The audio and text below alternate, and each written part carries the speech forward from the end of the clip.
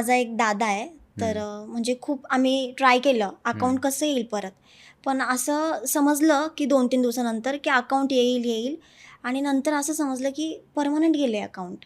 आणि ते असं आता झालं जे चालवतेस हां, ते? तेच अकाउंट. हां. मी खूप रडले त्या दिवशी, खूप जास्त रडले. मग नंतर ना मला माझी टीम हे सगळेजण बोलले की रडू नको, तुझ्याकडे आहे तेवढी फ्रेम, तू परत ते निर्माण करू शकतेस. तर पण मी म्हटलं की नाही, ती जी माझी आयडी होती ना त्याच्यापासून मी स्टार्ट केलं होतं ना सगळं, तर असं कसं काय. पण मी खूप रडली आणि त्याच्यानंतर मी एक अकाउंट ओपन केलं. ते अकाउंट ओपन केलं आणि 2 दिवस ते राहिलं माझ्याकडे आणि दुसऱ्या दिवशी ते पण सस्पेंड झालं. अच्छा. तर मी तेव्हा पण खूप रडले की, आणि नंतर मी असं बोलायला लागले, माझे होप्सच गेले सगळे. मी असं बोलायला लागले, नाही मला नाही करायचं आता रील्स वगैरे, मला बंदच करायचं आहे सगळं, दादा बाद झालं हे. म्हणजे 15 दिवस मी गप्पच बसले, 15 दिवस काहीच नाही, रील्स वगैरे काहीच नाही. मी तिसरं अकाउंट ओपन केलं.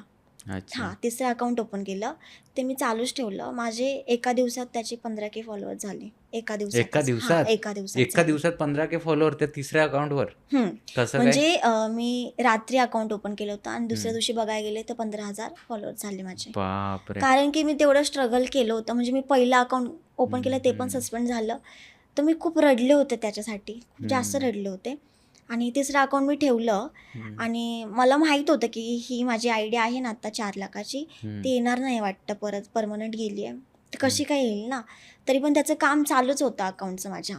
आणि मी एकविरायला जायचं होतं मला, एकविरायला जायचं होतं आणि मी एकविरायलाच निघाले होते. तितक्यात मला कॉल आला माझ्या भावाचा की पायल तुझं अकाउंट दिसतंय.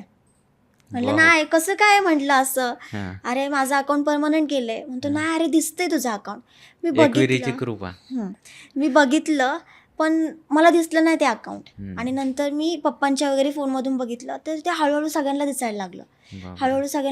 मग मी ज्याच्याकडे अकाउंट माझं चालू होतं ना काम, त्याला मी फोन केला की रावडी, अरे अकाउंट दिसतंय माझं, पटकन बघ. म्हणतो हो ताई मी तेच काम करतोय, तुझं अकाउंट आले परत. मला इतका आनंद झाला ना, अक्षरशः इतका आनंद झाला ना, मी खूप म्हणजे मला ते रडायला पण आलं आणि हसायला पण लागले माझ्या मम्मीला बघून ना. माझी मम्मी अशी बघितलं ना माझ्याकडे, माझ्या मम्मीच्या डोळ्यामध्ये पाणी आलं की पोरगी इतकी रडत होती, इतके कष्ट केले होते. म्हणजे तेव्हा ना मम्मीने ते बघितलं ना, मम्मीच्या पण डोळ्यामध्ये पाणी आलं.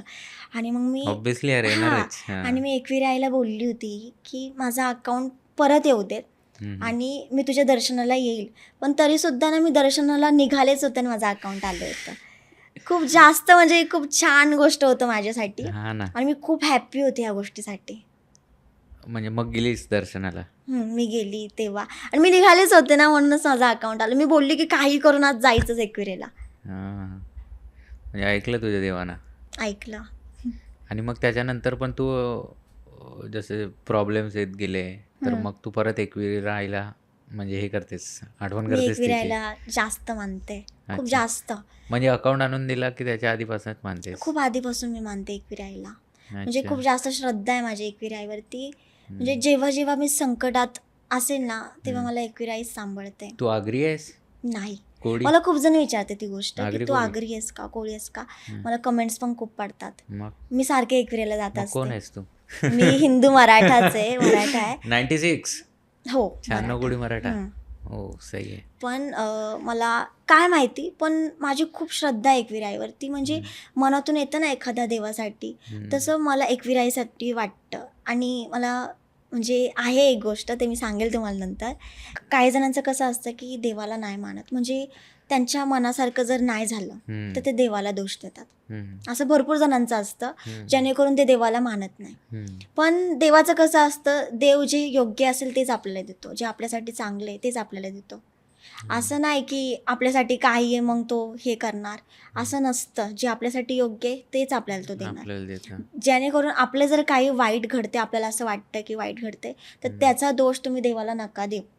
ते तुम्हाला जे चांगलं हे होणार आहे, ते देव तुम्हाला तेच चांगलं देणार आहे, असं असतं. हा, ते आपल्यासाठी असतं, ते देवानं बनवलंच असतं. मी जेव्हा जेव्हा संकटात सापडली ना, तेव्हा तेव्हा मला एकविराईने सांभाळलं. मी खूप संकटात सापडलेली आहे, खूप जास्त. म्हणजे तुम्हाला तर माहितीच आहे, माझा हात पण जळला त्या दिवशी. हो, म्हणजे आमच्या घरापाशी आग लागली होती आणि पूर्ण म्हणजे पूर्ण गाडी वगैरे होते तिथे सगळे, तर तिथे आग लावून काहीतरी झालंच असतं. हम्म, पण मी धाडस केलं तेव्हा, ते हम्म, मी जी पेट्रोल म्हणजे पेट्रोलमुळे आग लागली होती, ते पेट्रोलची बॉटल मी घेतली हम्म. आणि ते मी रोडला फेकली, तर माझा हातच भाजला. अच्छा, तो पेट्रोल देवाने असं मी हातावर आलं. पूर्ण अशी बॉटल घेतली आणि ती फेकली, कारण हम्म, म्हणून माझा हात जळला. हम्म. नशीब की मला एकदा दाखवा मला. नको. हा. तरी पण ठीक आहे, आता सगळं ओके. तब्येत पण मध्ये खराब झाली होती, खूप जास्त तब्येत खराब झाली होती. त्याच्यामधून पण मी जेव्हा जेव्हा मला बरं नाही वाटत ना, तेव्हा तेव्हा मी एकविराईला जाते. अच्छा. हम्म. मेनली तू रील्स टाकत गेली, हम्म. त्याच्यानंतर तुला वेब सिरीज भेटले, त्याच्यानंतर काय म्हणतात, तू छोटे छोटेच तुम्ही ते सिरीज पण हो. टाकताय आता इंस्टाग्रामवर, बरोबर. आणि तू